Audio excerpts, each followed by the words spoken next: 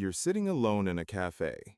Outside, rain taps on the pavement, and a steaming cup of coffee warms your hands.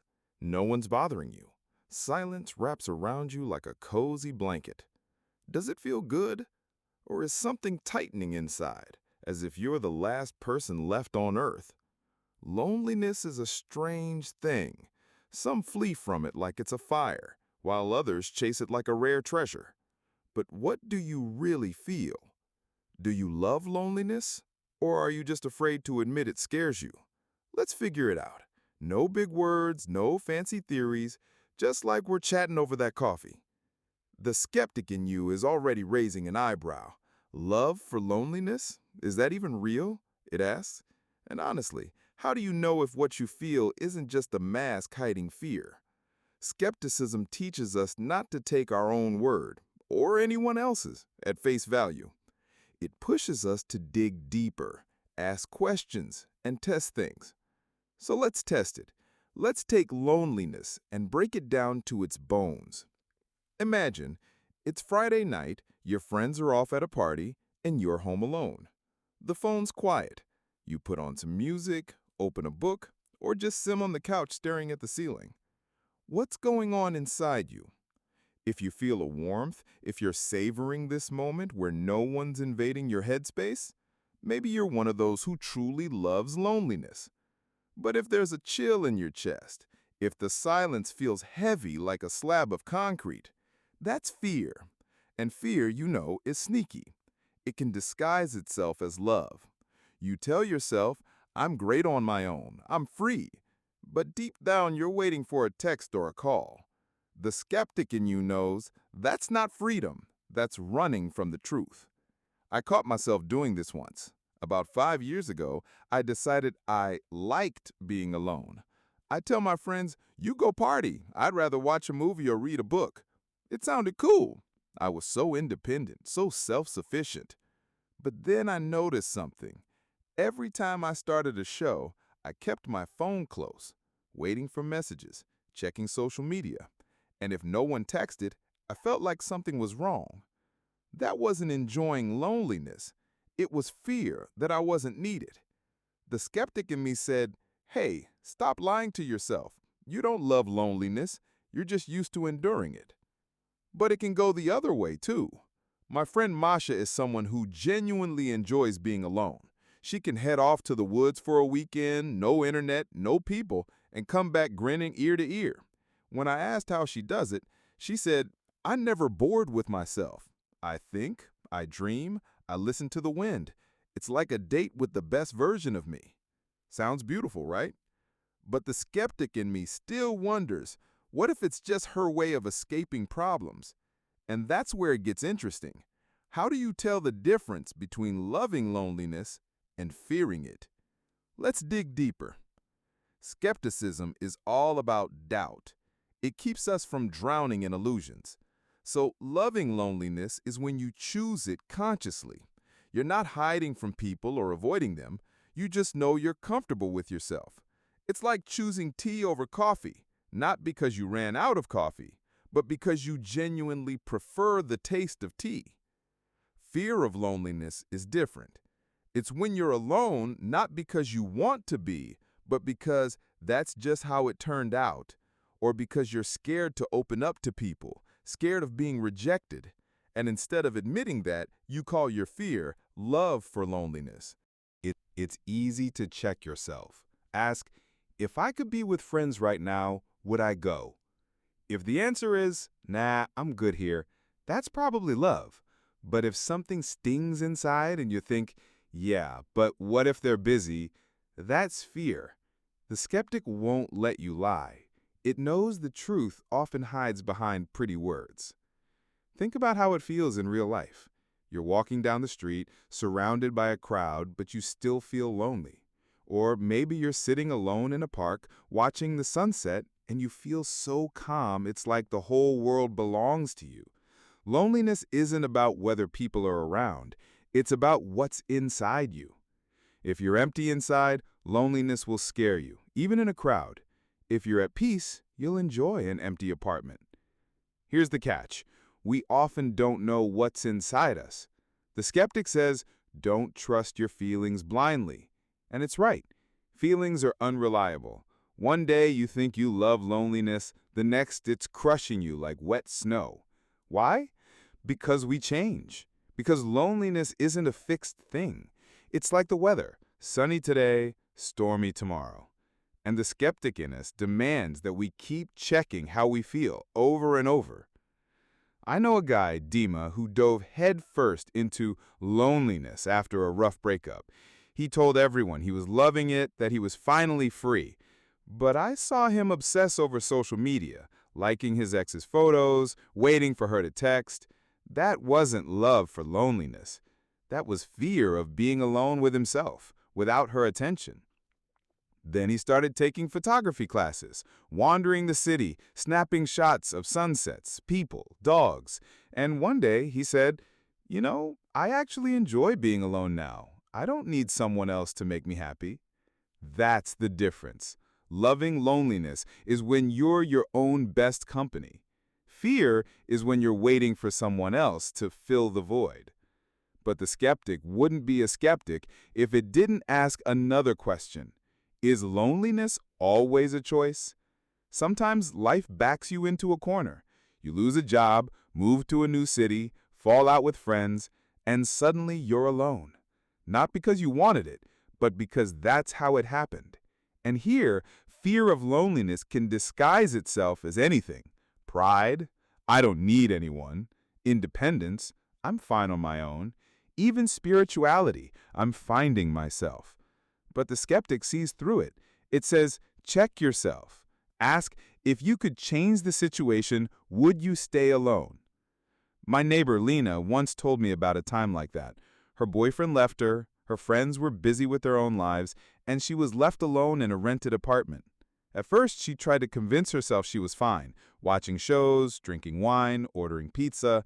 But then she admitted, I was just scared to leave the house. Scared people would see the real me, lonely and lost. Lena started taking small steps to climb out of it. She signed up for yoga, went for walks in the park, even got a dog. And you know what she said? I realized loneliness isn't the enemy, but it's not a friend either. It's just part of life. Sometimes it scares you, sometimes it heals you. And here the skeptic nods. Because loneliness isn't good or bad, it's just a state, like rain outside. You can love it, you can fear it, but it's going to happen anyway. The question is how you deal with it. Loving loneliness is when you take it in your hands, like clay, and shape it into something yours. Fear is when you let loneliness shape you. Let's dig even deeper. Why does loneliness spark such different feelings? Why is it oxygen for some and a noose for others? The skeptic says, it's not about loneliness, it's about you, about how you see yourself. If you're at peace with yourself, loneliness is like an old friend you can sit with in silence without feeling awkward. If there's chaos inside, loneliness becomes a mirror showing everything you don't want to see, weaknesses, fears, doubts. And the skeptic is right again. To understand your relationship with loneliness, you first need to understand your relationship with yourself. Take my friend Anton, for example. He was always the life of the party. Gatherings, hangouts, noisy crowds, that was his thing. But then he moved to a new city for work. No friends, no acquaintances. He'd come home to an empty apartment and not know what to do with himself. At first, he'd call old friends, talk for hours, but it didn't help. I felt like I lost myself, he said. Anton was scared of loneliness because without people, he didn't know who he was. But then he started experimenting. He took up morning runs, signed up for Spanish classes, even tried cooking something fancier than scrambled eggs. And slowly he realized loneliness isn't emptiness, it's space. Space to rediscover yourself. Now think about yourself. When was the last time you were truly alone, No phone, no internet, no noise. What did you feel? If you felt calm, if you could just breathe and enjoy the moment, that's probably love. But if you grabbed your phone, turned on music, or flipped on the TV to drown out the silence, that's fear. And the skeptic in you already knows the answer. It won't let you hide behind illusions. Here's another trap. Sometimes we think loneliness is something to overcome. Like if you enjoy being alone, there's something wrong with you. Society loves to push this idea. Being alone means you're a loser. But the skeptic laughs at that. It says, who decided you have to be surrounded by people 24/7? Who said loneliness is bad? Test those ideas. Break them down. Maybe you're only scared of loneliness because you were taught from childhood that alone means unwanted. I remember my mom always saying, "Don't stay home, go hang out with friends." For her, loneliness was like a disease, and for a long time I believed being alone was wrong. But then I started asking questions. Why do I have to be with someone all the time? Why can't I just sit in silence and think? And you know what I realized? Loneliness isn't punishment. It's an opportunity, a chance to hear yourself, your thoughts, your desires, but only if you're not afraid to listen. What if you are afraid? What if loneliness feels like a dark room you're scared to step into? The skeptic says, don't run. Look inside. Grab a flashlight and see what's there. Maybe there's nothing scary. Maybe it's just you, the real you, without masks or filters. My friend Katya once told me how she was terrified of being alone after a divorce. She'd leave the TV on, even at night, just to avoid the silence. But then she took a chance. She started spending evenings without noise, just sitting, drinking tea, looking out the window. And you know what she found? Silence isn't the enemy. It can be cozy. Loneliness can bring not just fear, but strength. Let's go back to the roots. Why is loneliness such a tricky question? Maybe it's how we live. We're surrounded by noise, social media, chats, notifications. Silence is rare. And when it comes, we're lost. Like, without external noise, we stop existing. The skeptic asks, what if you just don't know how to be with yourself? And that's not an accusation. It's an invitation to look deeper, to try, to be alone. Not to prove something to the world, but to understand what you feel. Think about it. You're on the subway, earbuds in, phone in hand. What if you turn off the music, put the phone away? Just look at the people around you, at your thoughts, at yourself. Scary? Or maybe curious? My friend Olya tried it once. She decided to spend a day without her phone, just walking around the city, sitting on a bench, eating ice cream. It felt weird at first, she said, like I was naked. But then I noticed so much. Birds, the smell of coffee from a cafe, kids laughing. It was like I woke up. That's what loving loneliness looks like. Not avoiding people, but finding joy in the moment. But the skeptic pipes up again. What if it's just a way to distract yourself from problems? What if you're just scared of intimacy? And it's got a point. Sometimes we retreat into loneliness not because we love it, but because we're afraid of being vulnerable. Opening up to someone is a risk. Risk of being misunderstood, rejected, laughed at, and loneliness becomes a hideout. But the skeptic knows a hideout isn't freedom. It's a cage you built yourself. I know a girl, Anya, who avoided serious relationships for years. She'd say, I'm fine on my own. Why do I need anyone? But behind that, I'm fine, was fear. Fear that she'd be betrayed again, like in the past. She learned to enjoy loneliness, but it wasn't love, it was protection. And only when she started asking herself those skeptical questions did she realize loneliness doesn't solve her problems, it just postpones them. Loneliness isn't just about fear or love. Sometimes it's just there. Like the air you breathe. It doesn't demand you run from it or worship it. It's just part of life.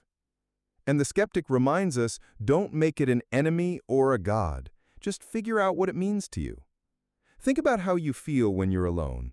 Maybe you write poetry, draw, cook something new. Or maybe you crank up the TV to drown out your thoughts. Those are all clues. They tell you who you are in that moment. My friend Sasha once told me how loneliness helped him find himself. He was a party guy, bars, clubs, endless nights out. But then he lost his job and his friends moved away. At first, he panicked. He said, "I didn't know what to do with the silence. It was like a knife." But then he started writing, just grabbing his laptop and jotting down whatever came to mind. A few months later, he had a whole book. He said, "Loneliness gave me a voice." He's not a hermit now, but he stopped fearing silence. He found meaning in it. What about you? Sometimes loneliness sneaks up uninvited. Maybe you lose someone close or move to a new city where you know no one. And there you are, alone. Not because you chose it, but because life happened. The skeptic whispers, don't think it's the end. Check what you can do with it.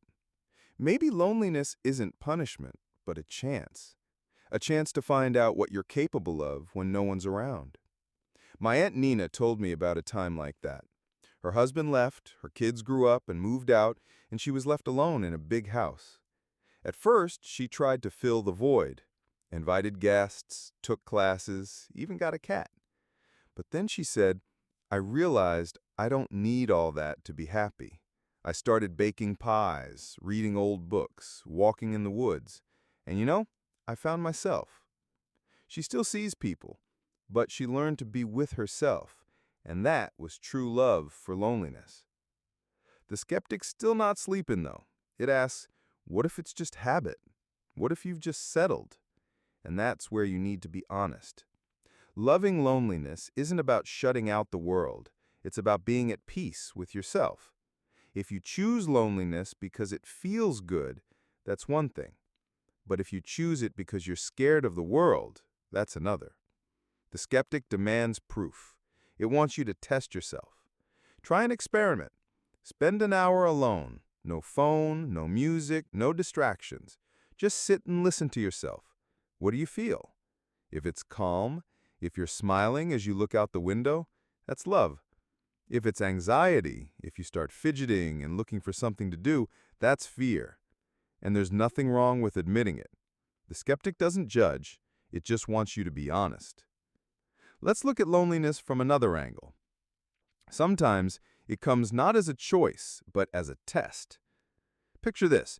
You're in an office, surrounded by colleagues, chatter, noise, but you still feel lonely. Why? Because loneliness isn't just about physical solitude, it's about connection. Connection with yourself, with the world, with others. If that connection's missing, you can be in a crowd and still feel empty. The skeptic asks, what are you doing to find that connection? And it's not about surrounding yourself with people. It's about finding meaning in what you do, in who you are. I know a guy, Misha, who worked in a big office. Everyone loved him. He was fun, outgoing, always the center of attention. But at night, he'd come home and feel like he had no one to really talk to. I'm surrounded by people, but I'm alone, he said. That was his fear of loneliness masked by smiles and jokes. Only when he started digging into himself, taking psychology classes, keeping a journal, did he realize loneliness isn't outside, it's inside. And to stop fearing it, you need to make friends with yourself first. What about those who say they love loneliness, but are always looking for ways to keep busy? You know the type. They blast music, scroll through social media, binge shows, anything to avoid silence. The skeptic says, that's not love, that's running. True love for loneliness is when you're not afraid of silence, when you can just be. No distractions, no noise, no fuss. My friend Dasha told me how she learned this. She was always on the go, work, friends, hobbies, but one day she decided to take a break. A week with no plans, no meetups, no internet. I thought I'd lose my mind, she said. But then I started noticing little things. The smell of coffee in the morning, the way light hits the windowsill, the sound of my own laugh when I read something funny. She didn't become a recluse, but she learned to cherish moments alone. That's what loving loneliness is, not escaping the world, but being more fully in it. The skeptic's back, though. It says, what if it's just habit? What if you've just learned to tolerate loneliness because you had no choice? It's a good question. Sometimes we accept loneliness not because we love it, but because we're scared to change, scared to meet new people, scared to open up, scared to be rejected. And loneliness becomes not a choice, but a comfort zone. But the skeptic knows a comfort zone isn't always good. Sometimes it's just a cage you built yourself. I remember my friend Igor saying, I like being alone. I don't like the chaos. But later, he admitted he was just scared of new connections. What if they don't like me? What if I say something dumb? He was hiding in loneliness like it was a fortress. But the skeptic in him wouldn't let him hide. He started asking, why am I scared? What happens if I try? And he tried. He joined a dance class, went to parties, even went on a few dates. And you know what he said? Loneliness is great, but being with people isn't so bad either. So back to you. You're in that cafe, sipping coffee, listening to the rain. What do you feel? Don't rush to answer. The skeptic in you knows the truth isn't always on the surface. Maybe you love loneliness, maybe you fear it, or maybe you just haven't figured it out yet. And that's okay. The key is not to lie to yourself.